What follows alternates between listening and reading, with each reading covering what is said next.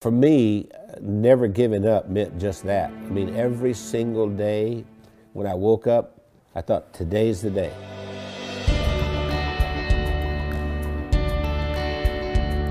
I was the second son in a sharecropper's family, and a sharecropper means that you don't own anything. I mean, you work for someone else who's the landowner. We had practically nothing. Everything was hand-me-downs from someone else. I didn't have shoes, and to this day my toes are all grown under because I didn't have shoes.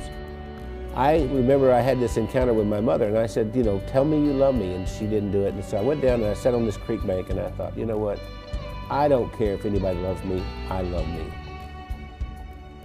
I made a list of goals that I wanted to accomplish, and they were laughable because I didn't even have 2 nickels to rub together, but my first goal was I was going to be a millionaire by the time I was 35. Number 2, I was going to have food to eat because we were always hungry. I mean, my little brother and I used to make mud pies to stop the hunger pains, and I was going to travel all over the world.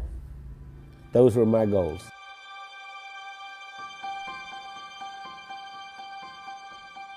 I've learned everything from working with Randy.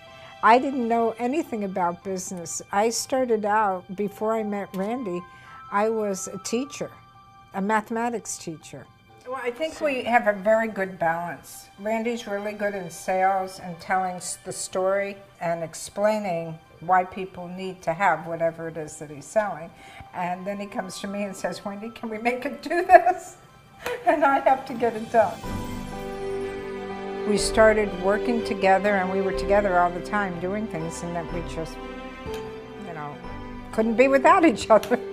And once she got exposed to me, it was downhill from there. I mean, she could not last a day without me.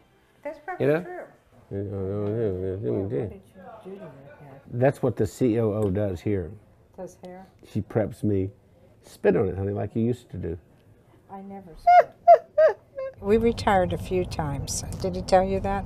We've tried retirement 3 times, but we never figured out exactly how to do it, because we've worked all of our lives. We took a year and we traveled around the world. Then when the decision of the day became, where are we having breakfast? I thought, we're in trouble.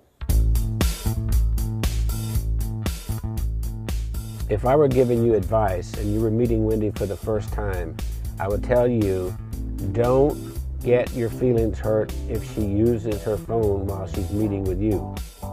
Hey, Kim. Hey, Chris. Okay. I'll see you in the morning. All right, bye. Bye-bye. I kind of feel like a triage nurse at a hospital. And every week I go in and I reprioritize. No, I'm not approving that. I think what drives Wendy is her desire to be the best and provide the best of service to everyone. Awakened at 2:30 in the morning, and I hear this little click, and it's Wendy over there looking something up at 2:30 in the morning. And I'll say, why aren't you sleeping? You can do that tomorrow morning. We are the definition of entrepreneurs. And we don't like doing one thing at a time. We have to do a lot of things at the same time. It's not just Randy and Wendy doing all this work. The whole team, every single one of us works around the clock. Hey, gorgeous. Listen, Bernice has been with us for what, 5, 6 years? 6 years. Yes. And we love her to death. I love you guys. Yeah. Randy leads with his heart. And he's the most incredible person I've ever met. He's gone through so much in his life. And I believe that I'm going to make me cry here. Randy has made the difference in my life. What's important is, what do I contribute in this day to make the world a better place? I know that sounds corny, but that's really what it is. My daddy used to say, we leave here with empty pockets.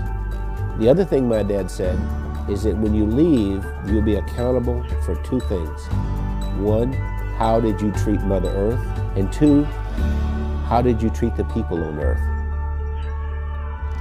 I feel that I have found joy and that I've given joy, and I think there's a lot more joy that we can give.